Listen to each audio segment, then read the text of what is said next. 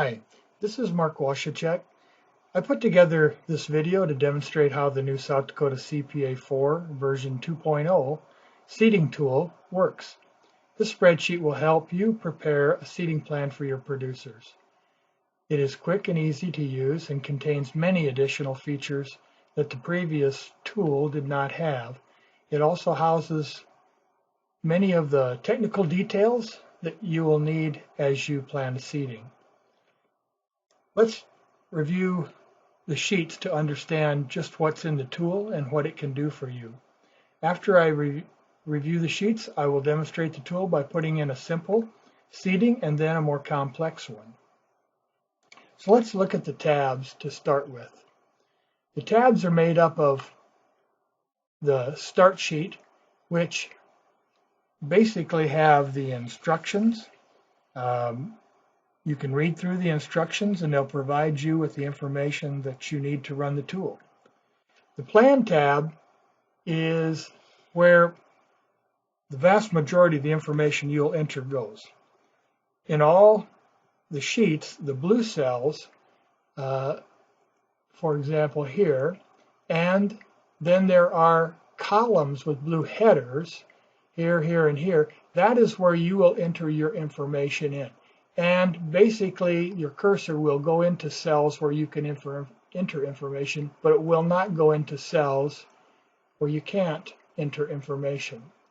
There are also 5 buttons, number 1, 2, 3, 4, and 5.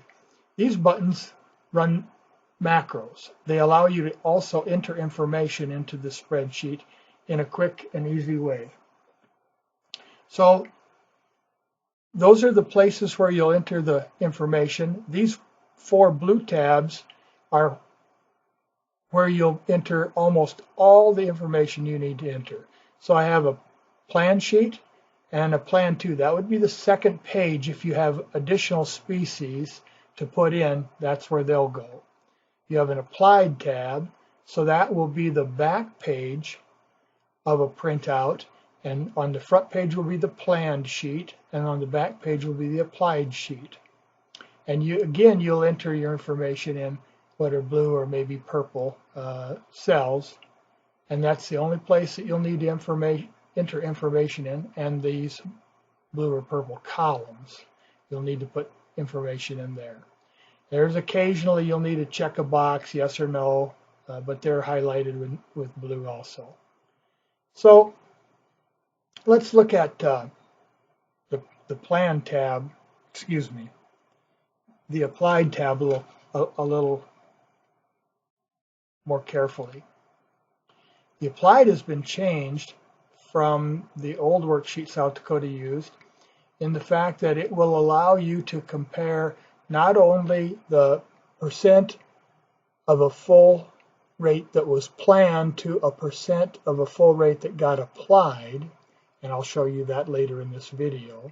But we also can document the variety or the seed source, so whether it's common or whether it's an improved variety, and the origin, the state that the seed was grown or came from, and the test date, in addition to the purity, germination, and pounds of bulk planted. All of these are important pieces of information to check out a seeding to see that it meets our standards. The Plan tab is pretty much the way it has always worked in the past, and so I don't think you'll see too much new there, with the exception of we've added a resource concern and we've added a purpose. And I'll show you those as I enter the examples. Let's go on to the Drill Calibration tab. If you put in your plan and then after the producer buys a seed, you put the information in as far as the species and the percent purity and germination and the pounds of bulk that he bought to be planted, And if you enter the acres that are going to be planted, you can pop into this drill calibration tab, and it actually will, by putting in a couple of pieces of information about your drill. If you have 7-inch spaced openers on your drill, if your drive wheel is in inches, let's say 75 inches in circumference, how many times you're going to revolve the drive wheel, and how many tubes you're going to collect to weigh, it will end up telling you, the answers are in yellow here, the grams of bulk seed that you should weigh, or the seeds in a foot of row that you should be able to count. So this helps you set the drill to get that exact amount of bulk seed out of that drill that you're trying to get. So let's go back then to, we have a cost estimate tab, which actually will produce a estimate, total estimate of the cost per acre and for the total acres that you're planting. Very helpful in planning, not supposed to be substitute for a quote from the dealer. That's what you really want to get. The producer will really want to get a quote from the dealer so that they know what this seed is going to cost. But you can use this to compare one seeding versus another, which one's more expensive, that type of thing. Good planning tool.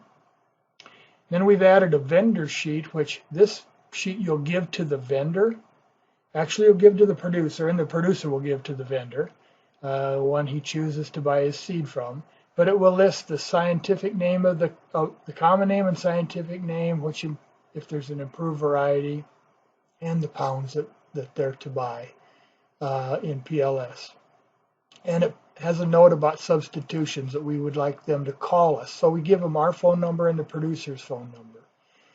And they should call us if they're going to change either a species or a variety, so that we can let them know if it meets our standards. On the back of the vendor sheet is a handy deal that not only tells them where this is getting planted, which MLRA and so on and so forth, but it will list every species that's in the plan and every variety that's approved in South Dakota for that species. I'll show you that one after we put together a sample plan. So basically, all the rest of these tabs you won't need to be going into and putting anything in. It's really the plan, the applied, the plan to, and the applied to. And in most cases, if you're 15 species or less, you'll be working off of the plan and the applied. So I think with that, I will talk about these buttons a little bit, and then we'll put in our example. So the buttons, you can put the legal description information and the planning and the planner's name and so on if you click on button 1. We'll do that in a second here. 2, of course, is what MLRA are you planning this seeding in. 3 is a list of practices, NRCS practices, and you'll choose which practice you're planning for. After you do that, then you can get a list of resource concerns and purposes. Purposes will be specific for that practice, and you'll document those. And then you'll choose a site. The site will be dependent upon the practice. Some practices use ecological sites. Some practices use forage suitability groups or critical area groups. So that's when you click on site, it depends on which practice you have selected. You'll see how that works in a minute. And then the 5th button, the select species, it allows you to quickly select from a whole variety of recommended species that are recommended based off of South Dakota Tech Note 4, Range Tech Note 4, and it'll be either the table for ecological sites, forage suitability groups, or critical area groups. And so the species that end up listed over here are the species that are technically suited for that site and that for the practice and the site and the MLRA. Okay, so let's go ahead And oh, one other thing, where you see a little red triangle, there's a comment that hopefully is helpful to you. It gives you a little bit more instruction that answers some of your questions, and they're hidden unless you hover over them with the cursor. All right, so let's get started. Like I said, the buttons basically are 1, 2, 3, 4, 5, and so we're going to start entering a plan by clicking on button 1. And this is going to be a very simple plan, but this pops open a user form, and we're going to enter some information in here. We're going to say this is the northeast quarter, and then I'm using the tab key to tab over 19 of 3, township 3, range 18, and track 124. I'm making some of this up, but I want to use the right legal description because I'm going to put this in a particular county so that we can pick an MLRA. The NRCS rep is Mark, and middle name T for the, and then planner. Mark the planner. And today's date is 8/30 of 16. All right, so I'm done, so that's okay. Okay, what happened? Well, it actually put all that information down here at the bottom where it needs to be. It filed it away where it needs to be. So that's a quick and easy way to put all that information in. The producer is Bob the Cedar. And conservation district is a drop down. So we're going to put this in Hawken County as an example. Excuse me, the first place I ever worked for NRCS, well, I was actually Soil Conservation Service. And the MLRA then for Hawken County is 63A. And so we'll pick 63A from the list. And that's okay. And program, I think we'll just use CTA for nothing better here.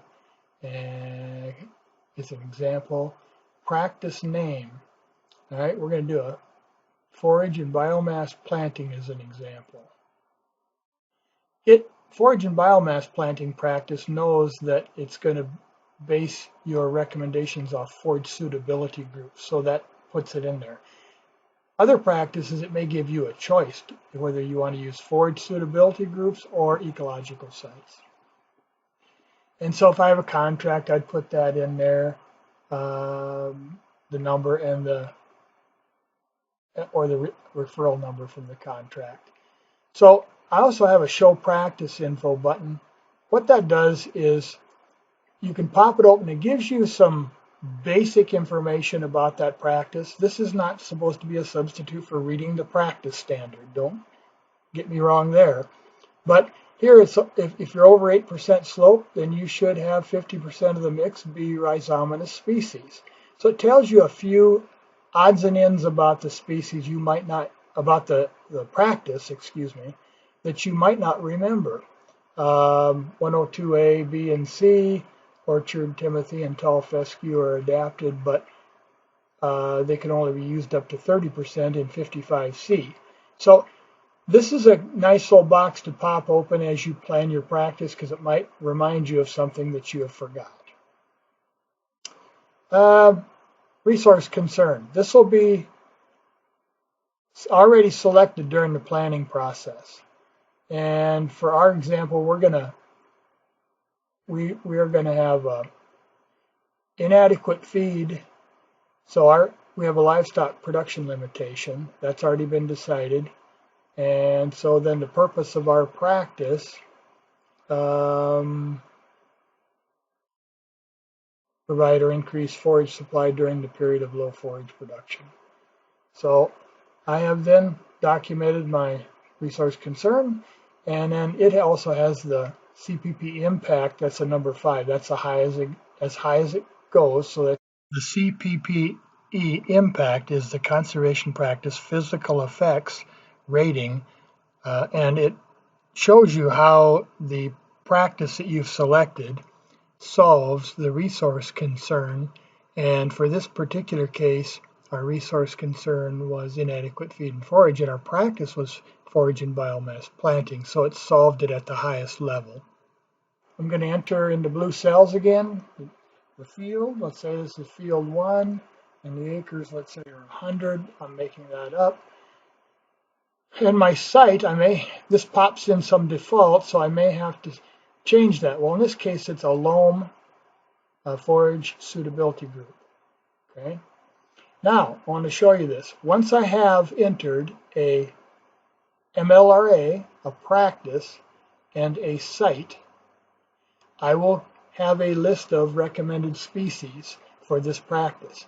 They are from Range Tech Note 4. I think this is table 4 if I remember right, and they are based on forage suitability groups. Alfalfa is rated good, bird's foot trefoil is rated fair, and so on and so forth. I also list the cost in this table for each percent. If I were to do alfalfa at 100%, I would take this 18 cents and multiply it times 100.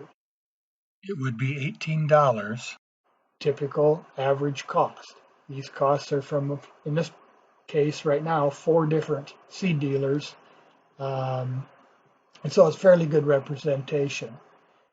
So it would be $18 to buy the seed and seed it at 100% full rate. In other words, just plant alfalfa.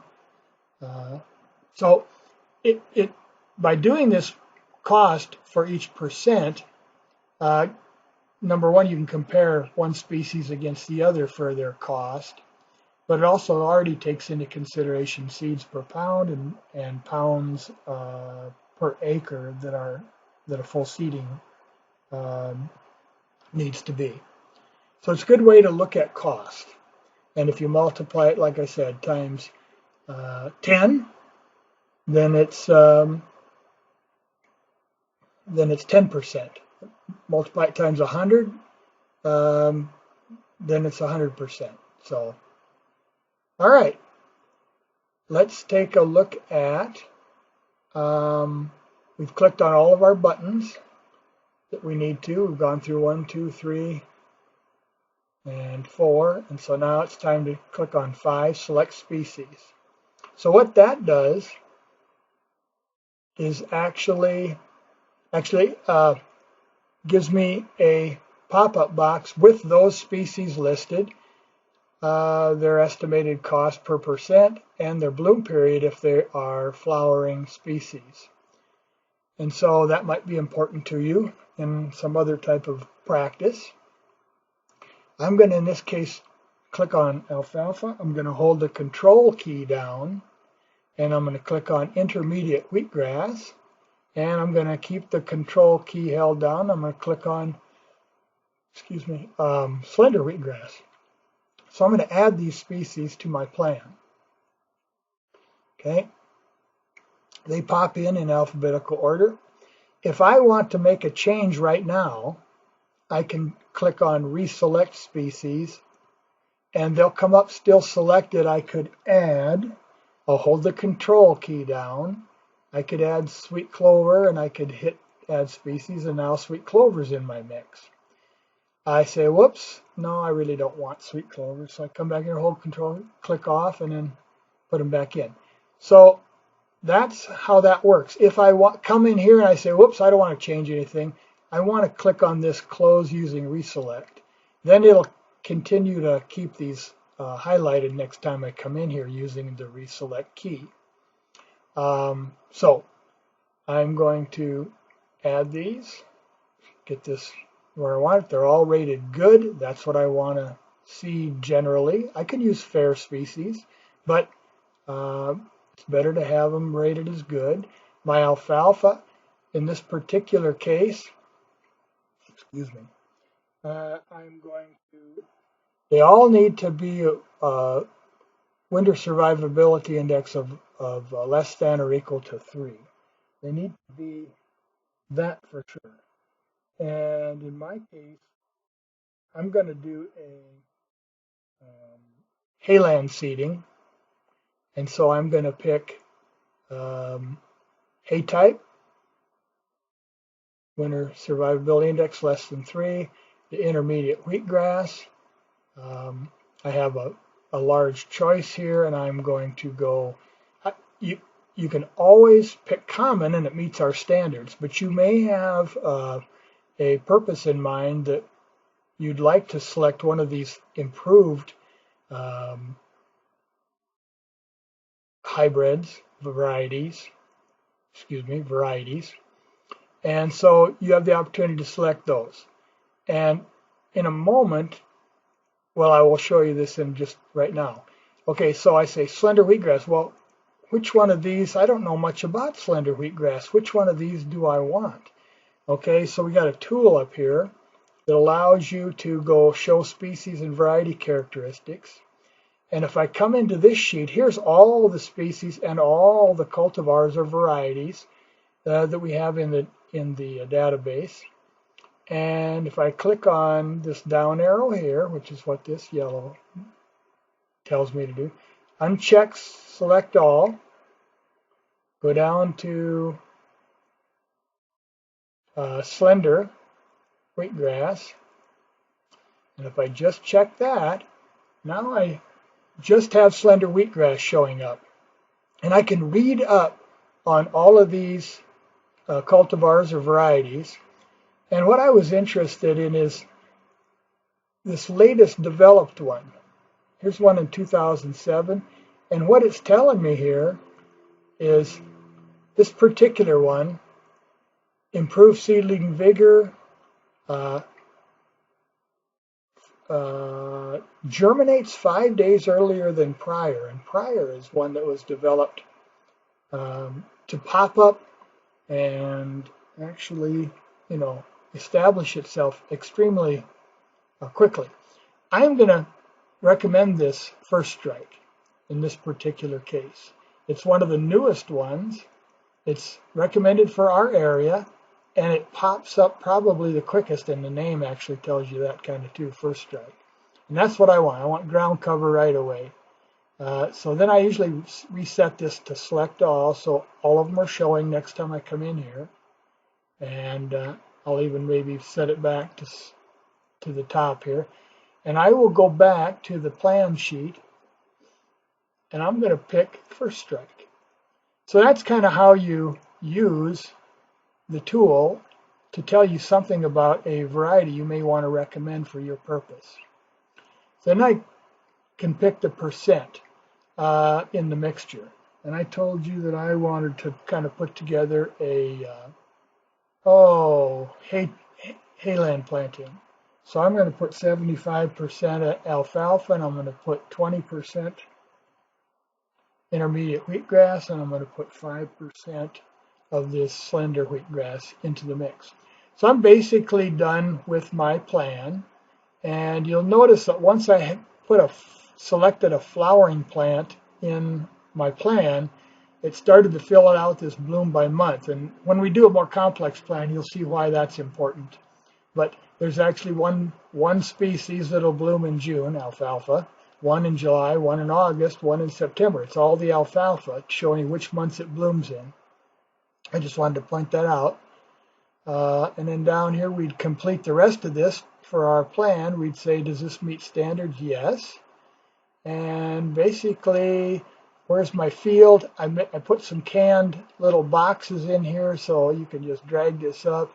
And I said this was the northeast quarter, if I remember right. So I'll put it in the right one, and it's 100 acres. And so there's my field, and if I get it in the right spot, there you go. I'm going to make sure,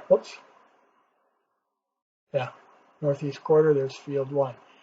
You can dump a picture in here also, really easy, by having open whatever toolkit or anything Google Map or anything that has a map on it, and using your screen clipping software, take a screen clipping, and once you take that, then just insert it into here and make sure it's at the back, in the background there, and you'll have a screenshot of your section.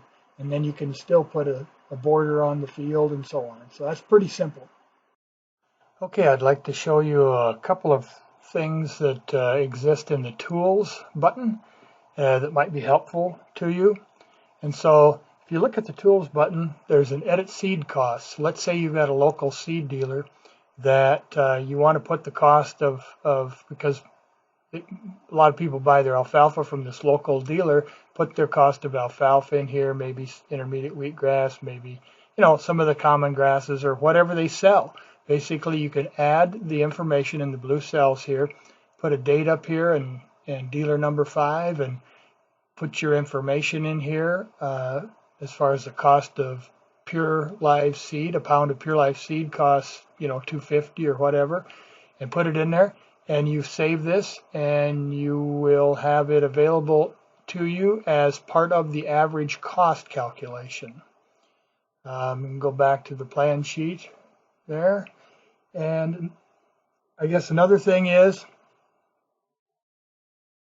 if you look at the practices, we can plan for a wetland restoration or a upland wildlife habitat management. And so when you do that, you may want to have available at your fingertips some information about those practices. And so here is the dense nesting cover portion of Biotech Note 15, and you can print it off and have it beside you, and it will go through the requirements how to plan a dense nesting cover. We also have in here the Table 1 species list, and so that's in here also from Biotech Note 15.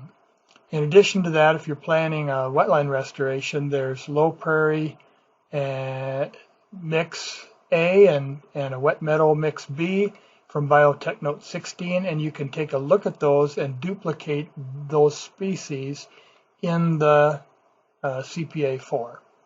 And so there's a couple of helpful hints for you there, some information that you can use as you plan those two practices. Also, I want to point out that the form now indicates how many seeds per square foot that you're planting here in this particular mixture. We'll be planting 23 seeds per square foot out in Hawken County for this hayland mix. If for some reason you're working with a program that requires more seeds per square foot, then the way that you increase that, for example, a WRP, or sometimes they were planting 200% of a mix to double their seeds per square foot. That was the objective. So if you just simply double the percentage and run 150 here and 40 here and 10 here, what you've done, you notice, is you've doubled the seeds per square foot. And so that's the way in which you can make an effect on the seeds per square foot that you're planting, is through the percentage that you're using. Typically, we'd plan to 100%, but it is possible to do it differently.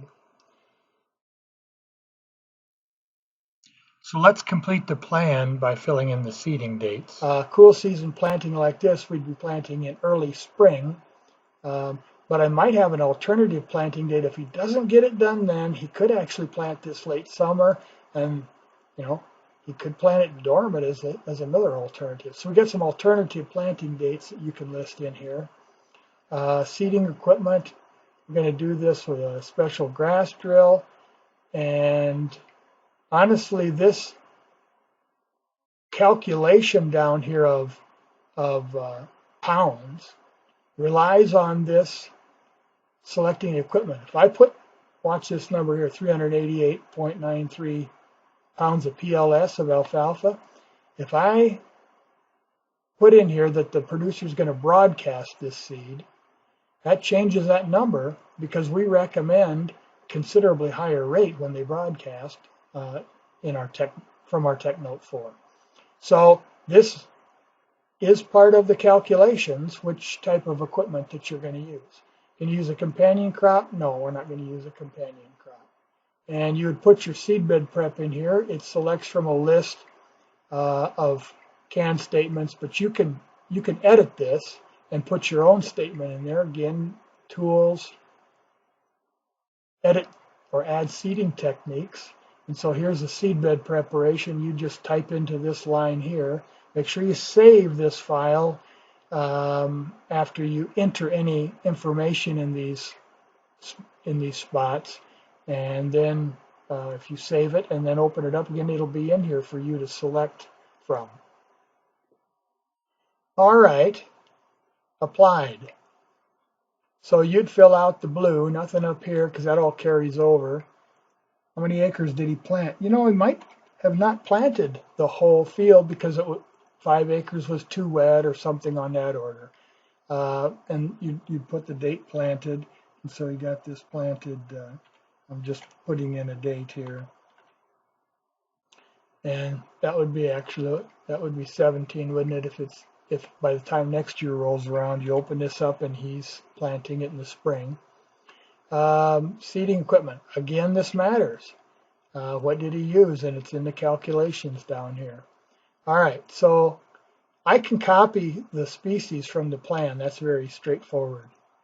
And so there you go. That's what's in the plan. Brings over the percentages. You would fill out what variety did he get. Well, maybe he just got common alfalfa. Okay, well, that meets our standard. But if you got common, then it has to be grown in certain states. And so you'd look at the seed tags to determine that. You'd see when was the seed tested. Okay, whoops, and this is a particular way to put this in. It says month/year. So 2-digit month, 02 / and then a 4-digit year, 2017. So that's the way you enter this, and it says it right there. All right, so here's what you have to put in here to get a drill calibration sheet is what I'm kind of going for here. So let's say you bought the seed, but he hasn't seeded it yet. He knows he can only get 95 acres done, or maybe in this case, if we're just looking at a drill calibration sheet, maybe he still plans to do the whole 100 acres. I need to know the purity, and as an example, I'm going to make it real simple. Germ's 95, purity is 100%. That isn't probably ever going to happen, and so the bulk seed in our plan, he needed to have 388 pounds of PLS, pure live seed. So I'm going to say he bought 400 pounds of bulk. Okay. Now I want to show you what happens here. If you do check this out, and this is what happened, then it's going to give you a number here that he actually planted 73.3% of a full seeding rate. And we planned 75% of a full seeding rate. So even though he bought more seed than we called for, because of the 95% germination, he planted a little bit under. So what I guess I'm trying to say is, if this was 100% germination, 100% pure, he needed 388 pounds of PLS. But he only bought 400 pounds of bulk. He'd have needed to buy more than that to have planted the amount that he should have. So he only planted 380 pounds of PLS. He needed 388 is what I'm trying to say. So if he planted 410, there we go. He would have needed to buy that 410 pounds. Well, that's all basically in that PLS number, so he knows when he goes to the dealer what he has to buy. But this helps you check it out by putting in the pounds of bulk. And maybe he planted, like I said, a few less acres, that actually comes into this calculation saying, well, I put on the 410, but I put it on only 95 acres. So I really put on 389 pounds of PLS. And so I planted 79% of what a full seeding rate would have been. It allows you to evaluate this seeding in more detail to see if you're going to approve it or not. So let's go through and just fill in. I want to get to the part about a drill calibration sheet. Let's say he's planning to put it on 100 acres, bought a 410 pounds of bulk seed of alfalfa, and of the intermediate, I'm going to say he bought 175 and 25. So put 175 pounds of bulk and 25 pounds of bulk. And I'm just going to use these same two numbers. They're made up anyway right now, but you'd get them off the seed tags. And so I have enough information in here because he bought the seed. I know how much he bought in bulk pounds and what the germ and purity is. I can now look at the drill calibration worksheet, okay? And what it does, it brings over the species, brings over all the numbers. You don't have to worry about all that. What you have to worry about putting in is these blue cells here. Okay, what's the track and field? I'm not even going to fill that in at this point. You can do that. You can say I'm using the alfalfa box, a fluffy box, tame box, you know, whatever you want. This is all the seed in one box, whatever. If I want to say I just planted the alfalfa in the alfalfa box, I would change these two things to no, and then it would only be calculating on the alfalfa, and I would document that's the alfalfa box. And now I'm only producing a drill calibration worksheet for the alfalfa box. So I just wanted to point that out. And then here, you need to tell it your drill spacing between seed openers. I'm going to say I have a 7-inch spacing. I have a circumference of 85 inches. The number of drive wheel revolutions, I'm going to spin that thing. I'm going to spin it 5 times, and I'm going to collect 3 seed tubes. These are up to you, but these are reasonable numbers. What I get is I should be weighing out bulk seed. I should be weighing out 2.65 grams of seed from those 3 seed tubes. If I do that by spinning that wheel 5 times, I will have that drill set correctly. If I get less than that, I need to open it up a little. If I get more than that, I need to close it down a little. The other way to do it is to just simply run the drill and count the number of seeds that fall out in a row. And I should be counting 11.5 seeds on the average for every foot of row. And if I have that, I'll have it set right. If I have quite a bit more than that, I need to shut it down. Quite a bit less than that, open it up. So that's how the drill calibration worksheet can come in handy for you. Let's go back to the plan.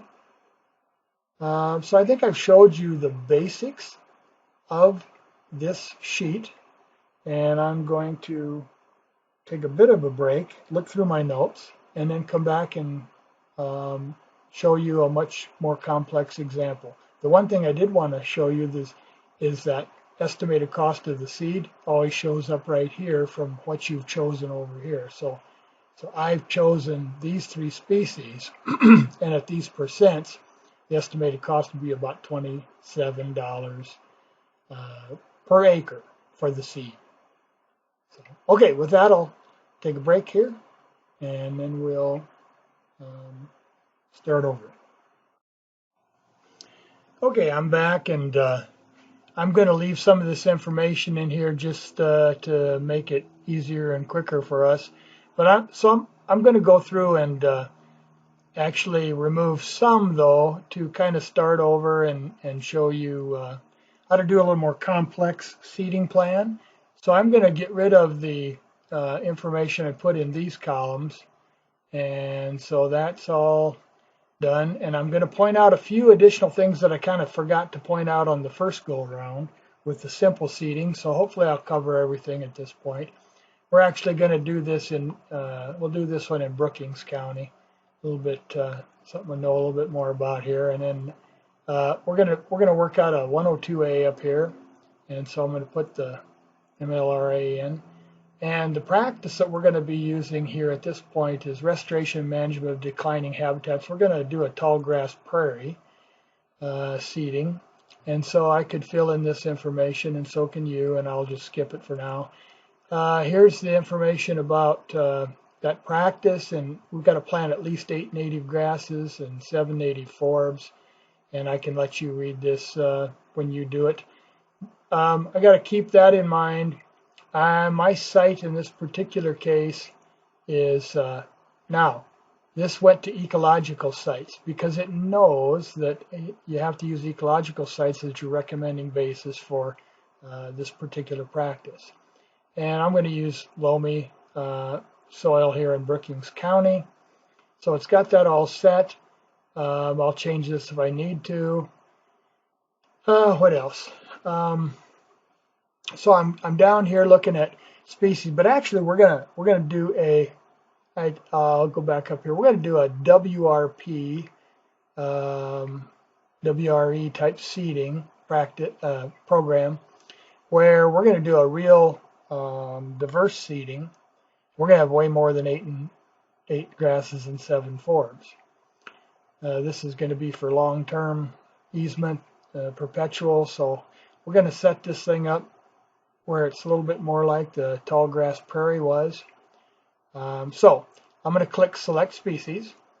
I'm going to pick my species here, and all of these are recommended for this site, for this MLRA,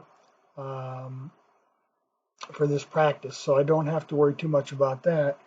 So I'm going to go through and pick a particular set of species here that is diverse and I'm looking at not only the species itself and getting the number of grasses, keeping an eye on the cost. Some of these I'm keeping an eye on the bloom period as I go through and select these. And then I'm also going to come back in here and change a couple just to show you as an example. So there's some I just personally like. I've planted them before and gone out and looked at them and see how well they've done. And so I'm selecting those from experience also. So you'll have to come up with your mixtures, and I'm sure you will. And you'll do well, and you'll adjust them as time goes on. But you want to keep the major species that you've had luck with in these seedings, but you don't want it to be so expensive that nobody can afford to plant it. So there's some things that you need to consider here. I'm just about done. I'm going to get switch and western in here also. So I'll slide this down. And I'm holding the control key down. And I've got, I don't know, about 25 of them selected. I'm going to add the species. Now the first bunch went into this first 15 blanks here. And the next bunch went into plan 2. They're over here, you see. So let's go back here and take a look at them. So right now, for it to give me an estimated cost, I'd have to have percents in here, okay? And for this thing to work, to give me a PLS, pounds of pure live seed, recommended for the seeding, I not only need a percent in the mixture, but as you'll see, I need to select an improved variety or a common seed in this column. So let's go through and show you what happens if you don't do that, I guess. Let's say I want 10%. Okay. Why is it giving me this warning? Okay. Well, one of these 3 things, and really you're looking at this column, and this column. So it's all right here that you have to think about.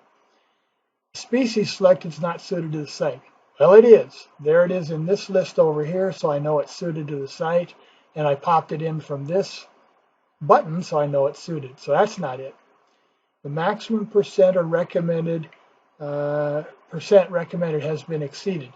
Let's just cancel this and see if it is. Here is the percent. It's also listed over here, but it's all when there's nothing in here, it's all the maximum percent is listed right here. So I haven't exceeded the maximum percent. That's not it. So it's got to be the last one. An improved variety or common seed has not been selected. That is true. Do you want to please check your selections and continue? If I continue yes, I can move on without putting anything in there. I don't recommend you do that. That's why the warning came up. You should be putting something in here. And common is fine. That means here's a explanation of common grass seed down here, common native forage. So it's all on this page what they are. It's where the origin is. So actually what I like to do, to be frank with you, is I like to put common in the first one and copy it all the way down. I'll come back later and pick these particular species that I want to put an improved variety in. But at least I don't get those warnings all the time, and it meets our standards the way it is, but I'll come back and choose improved varieties. All right, so I'm going to also, you look at some of these percentages, all of the forbs are 5%. That's their maximum. Okay, so to work it through the first time, it's a big planting. I'm going to put a 2% in all the forbs, and I'll come back in and I'll adjust those also. But at least I'm going to get some idea of my plan here. And this won't take. And then I'm going to go to plan 2, and I'm going to do the same thing I just did over there. I'm going to put common in here, and I'm going to copy it down. And I'm going to put 2% in each of the forbs. And yes, I can copy that down too. Now I've got switchgrass at 2% and slender. I got some grasses at 2 that I want to change. But right now I got 46% in the mix. Okay, so let's just do that with Western. That's real rhizomatous. It spreads easily. I'm going to put only 5% in. Switch, I'm going to put 5% in. Slender, I'm going to put only about 3% in to get a quick. You don't want to put more than 10% in, that's for sure, in any mix. So the rest, prairie June grass, I think I'll put 5 of that in, and prairie dropseed 5 of that in. Okay, so now I'm up to 60% on both pages. I'm going to pop back to plan 2, start filling in a little blue stem. I can go up to 30. Well, I want this diversity. I don't have room for too much, but I'm going to put 5% of that in, and I'm just going to, right now, fill out, I want 10% green needle and 10% big blue stem. I want 5%. So where am I at here? Blue grama, I want 5. So I've got everything filled in, and I'm up to 89%. So good deal. I can put a little more Indian grass in, and I can put a little bit more little blue stem in, and I'm probably 1% away. And so I'm thrilled with Black-Eyed Susan, so there's my 100%. All right, so I've done all that work, right? Okay. And then you say to yourself, $258, that's actually not too bad the way I've got it set up. But I wanted to show you a couple things just so you know how they work. Let's say dotted gay feather, it's kind of expensive, actually, if you look down the list and you find the price. So I only want to put 1% in, but I'm going to show you that you can actually put 0.5% in. Okay, watch the cost of this thing go down. Okay, now we're under $200. But since I did that, I'm going to have to bump up some of these other forbs. And so false sunflower is a very nice one. I can put 2.5% of that in. Rice didn't change too much. And Maximilian sunflower, 2.5. So I can use half percents in here, and works just fine. I'm up to 99.5, so I need to find one more forb, and I'm thrilled with New England asters, so I'm going to put 2.5% of that in. Just wanted to show you you can do that. I got this under $200 estimate, and I'm at 100%, so there's something to show you there. Oh yeah. All right, so if you're required to have so many pollinators pollinating over a certain period of time, I should have done this earlier actually, because now all of this percentage and common seed is going to get wiped out if I reselect. Even if I use the reselect button, it's going to get wiped out. That's all right. It's a good thing to show you that I should have done this up front, set my number of pollinators that I want early. So I want 3 in May and 3 in October. I'll probably never get 3 in April, but I can make this adjustment pretty quick and easy, May and October. All I need is 1 more in each. So if I use this reselect button, what I've got selected is still there, okay? And this is such a diverse seeding, but I need another one in May. So I'm going to look down, bloom period begins. I'm going to look for May. Okay, here's ground plum milkweed. Ooh, really expensive. Let's keep looking. Indian breadroot. Ooh, even more expensive. So let's keep looking. Here's prairie rose. That's awful expensive. Shell-leaf penstemon. Expensive, but it'll fit on this site. I think I'll select that one. And then I need one for October. And so let's find one for October. I'm looking down here, the ones that end down in October. And here's one, Heath Aster. So I could select that one. I already have some of these selected. Here's Rough Blazeark, kind of expensive. So if I pick that one, I don't want to put too much in there, but that's a pretty nice one. There we go. Stiff goldenrod or stiff sunflower. So I'm picking stiff sunflower. Oh, that's pretty expensive. I'm holding the control key down. I think I'll pick stiff goldenrod. All right, so I've got, there's one I could have picked in May, and that's very, I'm going to pick that one, and the one I added up here was actually, I think it was shell-leaf penstemon. So, all right, so I've got them straightened around. I send that over there, add that. It bumped out my percents in that, but here I've got 3 in every month except April. So now I got myself set up to where I want to be. And honestly, to put this back to where I was, it doesn't take but a minute. This spreadsheet, you know how to use it.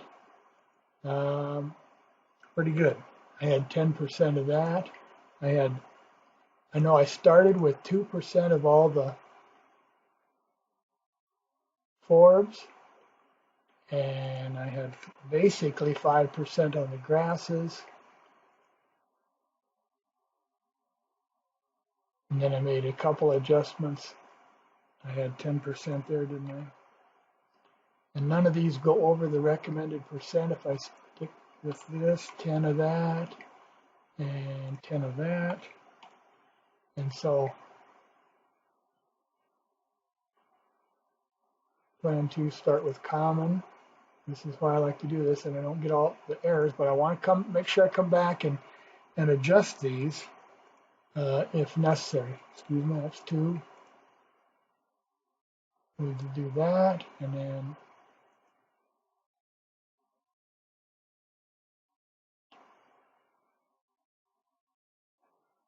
just adjusting these, and then I think I had 5, and there's 105. So I will have to make some adjustment, but I think my adjustment was I said that dotted gate further being a little expensive, went to 0.5%, and so you can adjust this. I must not have got that right. Okay, So I'm at 106%, 103%, and I think I reduced some of these other.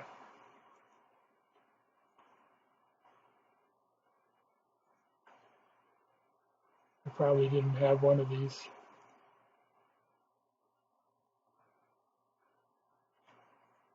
There we go, 99.5. So you can make adjustments as needed. Now I'm down to about $190 an acre. I've got an extremely diverse mix, and I've got everything in here that I need. What I need to do now is go back and set, and I showed you how to look up the different improved varieties or cultivars and read about them, and you can do that. A lot of them, if they're the Forbes, they don't have improved varieties. It's only common that you can select, but you can go through the list and figure that out. See what else did I want to show you. Drill calibration sheet, I've showed you that. At this point, you can get a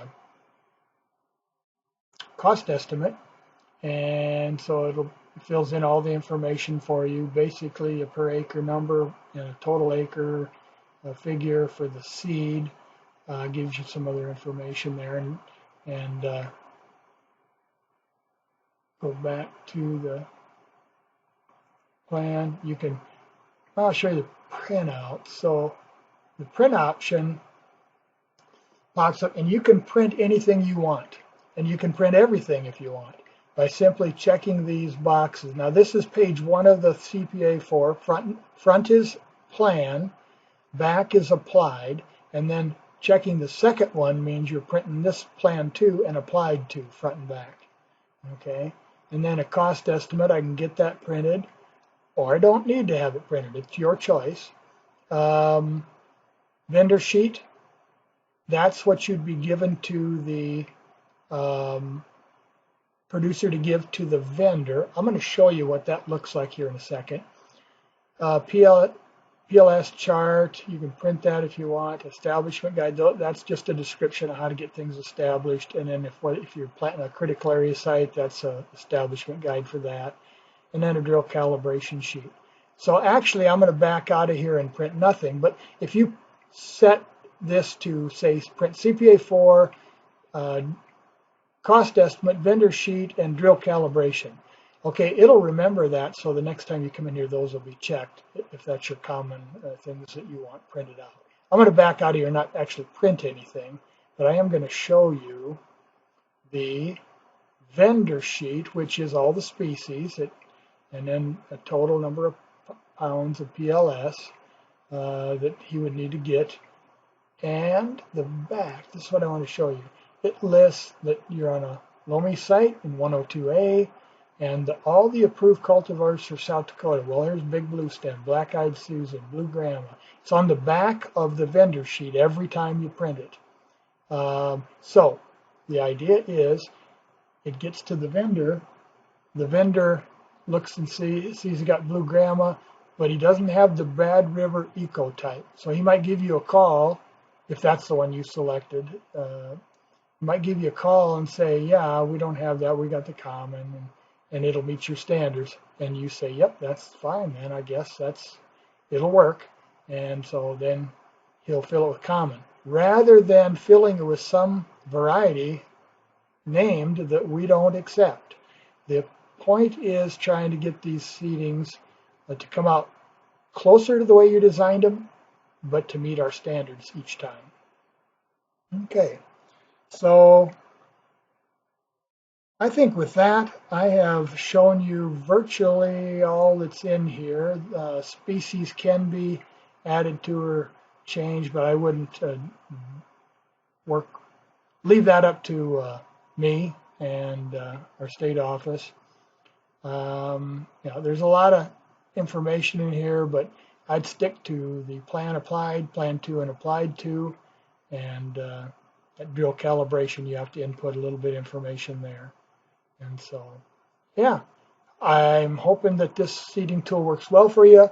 You can contact me if you have questions about the Excel version here. Mark Washachek is my name. I'm at the Brookings Field Support Office on Tuesdays, and my number is 605-692-2344. If you have questions about the data that's in here, whether a variety or a species is approved for a site in South Dakota, the person to contact is our state range conservationist in Huron at our NRCS state office, Stan Bolts currently, and I think he took a soil quality job, and so we may have a new state range conservationist soon. Tim Nordquist has been involved in this heavily on the data keeping ends of things and which species fit in which sites, and so he's in Rapid City. I don't have his phone number right off the top of my head, but you can give him a call. He's a conservation agronomist in the Rapid City Field Support Office. So with that, I'll let you go. Good luck with the tool, and call me if you have questions. Thanks.